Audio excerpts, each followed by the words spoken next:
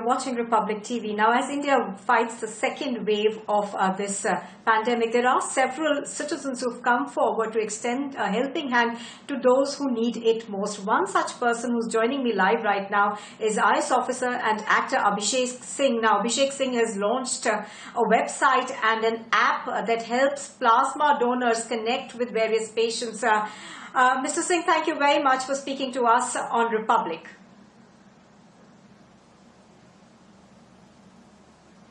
Thank you. Right. Now, Mr. Singh, to begin with, tell us about this app that you've launched for plasma donors. I believe it helps people who need plasma therapy, their families essentially, connect with donors.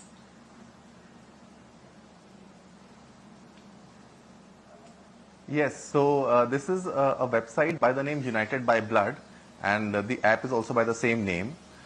This is essentially a service like an Ola and Uber, wherein plasma donors can be connected directly to the plasma recipients. And they can talk to them, so the donor can talk to the recipient can speak to the donor, and they can mutually decide at a convenient place they can donate blood.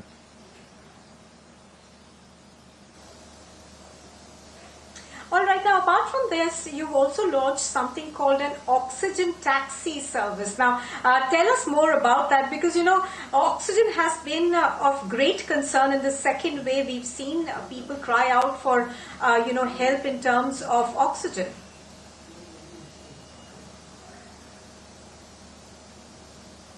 Yeah, so we recently started, in fact, just day before yesterday, we started Oxy Taxi. The name is Oxy Taxi.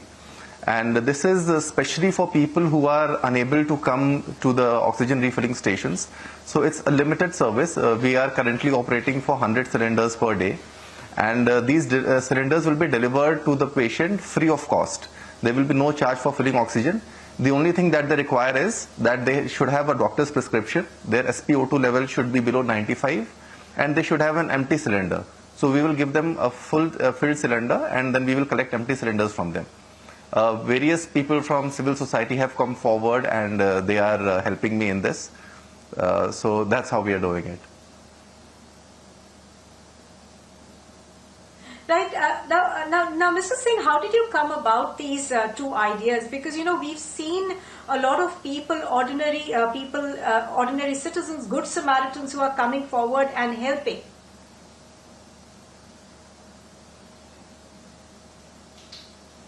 Yeah, so see, what I realized that during this pandemic, one of the things that was most important was right information and connecting people to the right source.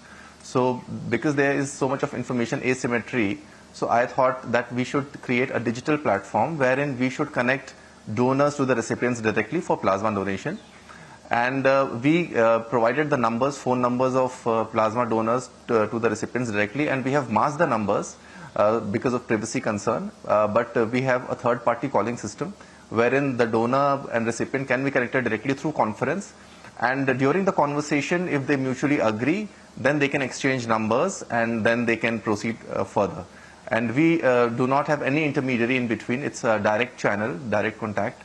Similarly, for oxygen service, we have extended this website for this facility as well.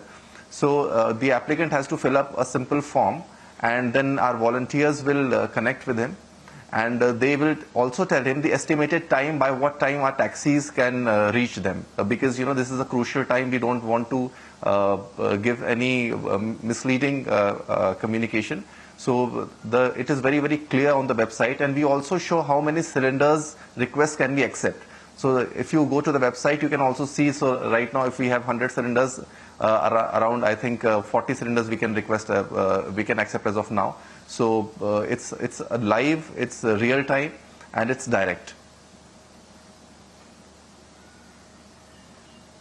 Right now, Mr. Singh, as you were pointing out, one of the challenges in this particular wave has been logistics and communication, because there was a lot of panic, when specifically Delhi was in the grips of, the second wave, when we were seeing cases of, up to 26,000 cases per day. That in that time, as you're pointing out, do you think that, the major challenges were infrastructure, logistics, and communication?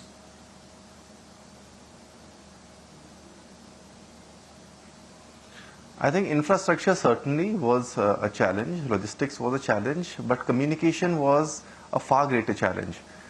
Because of the panic and chaos, many people came forward, and communication, there was a clutter of communication and information.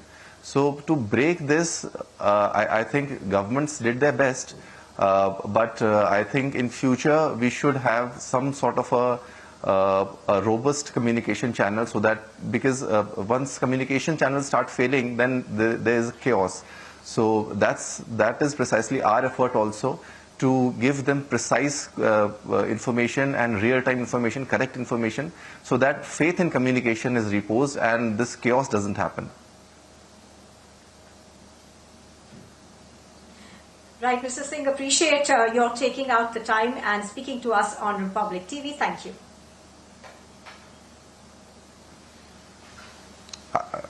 Thank you so much. Thank you.